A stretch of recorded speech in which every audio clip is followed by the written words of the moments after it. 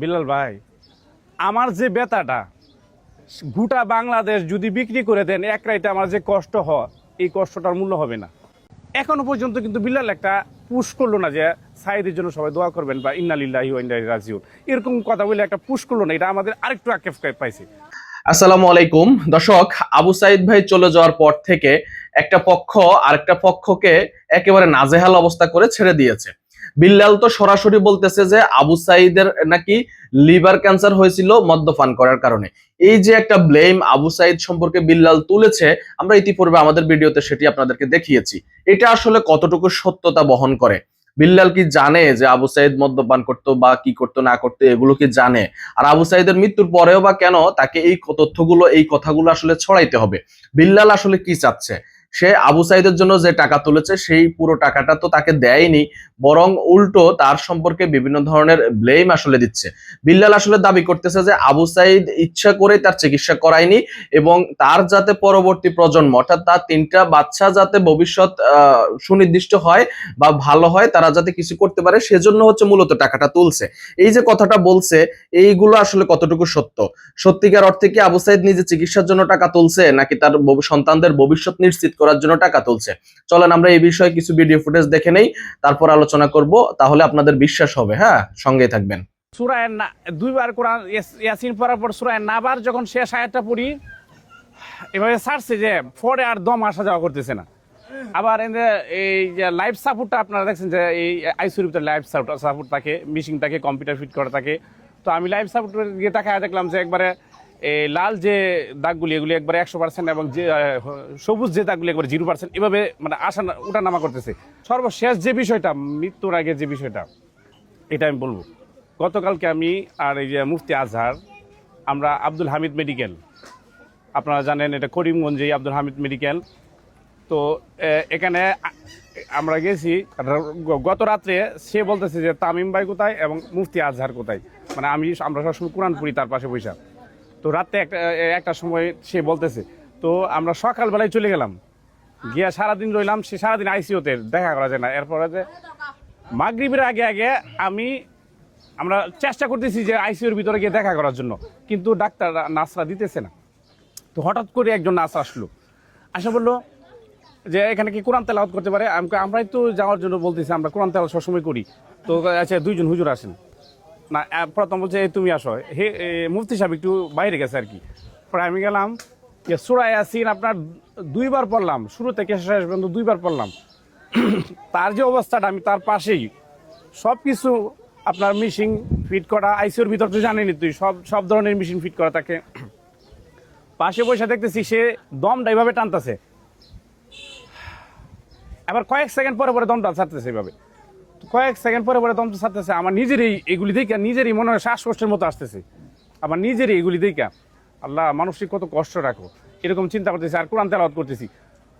তো সূরা দুইবার কোরআন ইয়াসিন পড়ার পর সূরা নাবার যখন শেষ আয়াতটা পড়ি, এভাবে ছাড়ছে যে পরে আর দম আসা যাওয়া করতেছে না। আবার এই যে লাইফ সাপোর্টটা আপনারা দেখছেন যে এই আইসিইউর ভিতরে লাইফ সাপোর্ট থাকে, মিশিং থাকে, কম্পিউটার ফিট করা থাকে। তো আমি লাইফ সাপোর্ট গিয়ে তাকায় দেখলাম যে একবারে এই লাল যে দাগগুলি এগুলি একবারে 100% এবং যে সবুজ যে দাগগুলি একবারে 0%, এভাবে মানে আসা ওঠা নামা করতেছে। তো আমি তার নিঃশ্বাস যখন বন্ধ হয়ে গেছে, আমি দৌড়ে স্যারের কাছে গেলাম, স্যার তার তো শ্বাস পালতেছে না। কিছুক্ষণ আগে আমি তেলাওয়াত করতেছি, কিছুক্ষণ পর পর তারা শ্বাস পালছে, কিন্তু এখন শ্বাস পালতেছে না। বিষয়টা একটু দেখেন তো। তো স্যারও তারা হুড়া করে আসলো, আয়সা মিশিং দ্বারা তাকে পরীক্ষা করলো এবং হাত দেখতেছে, আবার চোখ দেখতেছে এভাবে। তো দেখে বলতেছে যে তুমি একটু হুজুর একটু এদিকে আসেন। স্যারের চেম্বারে বসে আমাকে বলতেছে তুমি বসেন। বিষয় হচ্ছে আমি যেটা বুঝতেছি, রোগীটা ডেট ফেল হয়ে গেছে। আপনি বিষয়টা আপনি বাইরে প্রকাশ করবেন না, না করে আপনি শুধু গার্জিয়ান তার বাবারে বলেন আইসিইউর ভিতরে চলে আসতো, আর তার চাচারে বলেন, দুইজন। পরে আমি যখন মানে আইসিইউ থেকে বের হইয়া তাদের দুইজনকে ডাক দিব, ফ্যামিলি সবাই কিন্তু মানে বারিন্দার মধ্যে আর কি। তো আমার এই চেহারা দেখে সবাই মানে একটা আন্দাজ করে বলতেছে, মানে তাদের ভিতরে একটা ধারণা হয়ে যেতেছে আসলে ভিতরে কোনো একটা গড়তে যাইতেছে বা ঘটে গেছে। তো আমি কাকারে বললাম আমি বাসা হারিয়ে ফেলছি, কথা বলবো যে বাসা হারিয়েছি। কাকারে দুইজন কাকারে দুইভাবে, আমার আপন কাকা তো সাইদের বাপ, আমার আপন কাকা, আমি কাকারে ইশারায় ডাক দিলাম, দুজন আসলো। তো তো আয়সা কাকারা স্যারের সামনে বসলো, তো বলতেছে আসলে বিষয় হচ্ছে হায়াত মত আল্লাহর হাতে, আপনার ছেলে ডেট ফেল করছে, এই বিষয়টা আপনারা একটু গোপন রাখেন, কারণ হসপিটালের ভিতরে জানেন একটু হই হুল্লা হবে, আপনারা গোপন রেখে যতটুকু পারেন আপনারা সেইপে যে বাড়িতে নিয়ে দোয়া দুরুদ পড়বো এরকম সিস্টেম করে হাজারকে বুঝায় নিয়ে যান। তো আমরা এরপরে এভাবে এই রুগীকে নিয়ে আসলাম বাড়িতে গতকাল সন্ধ্যার সময়। সাইদ আমাকে আইসিইউ থেকে ইন্ডিয়া আইসিইউ থেকে বের হয়ে বলতেছে আমি তামিমের সাথে একটু কথা বলি ভিডিও কলে।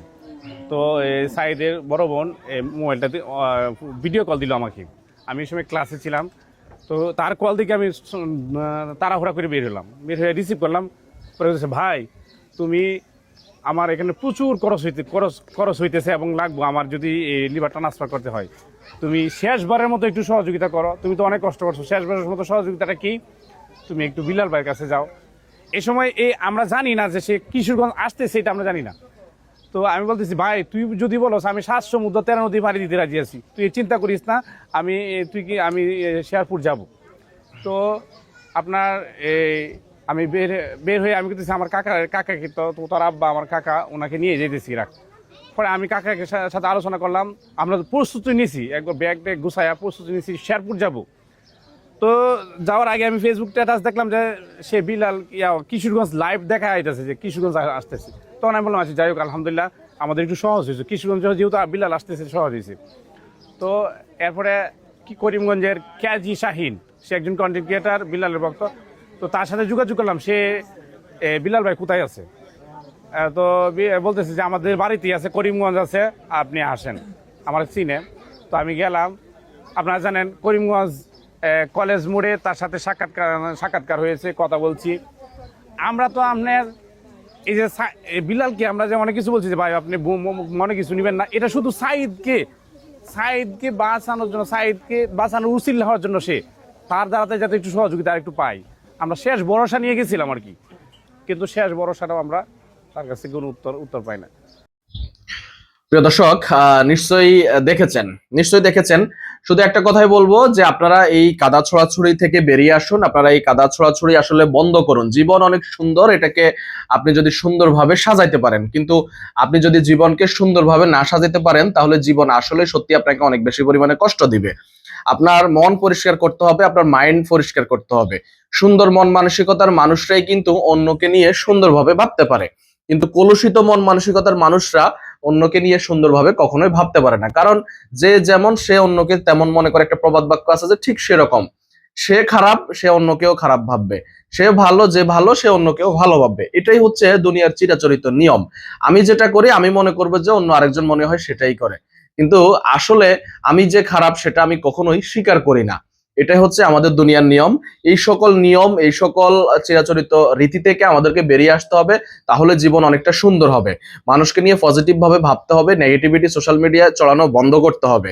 তাহলে ইনশাআল্লাহ মহান রাব্বুল আলামিন ইহকাল এবং পরকালে আমাদেরকে শান্তি দান করবেন।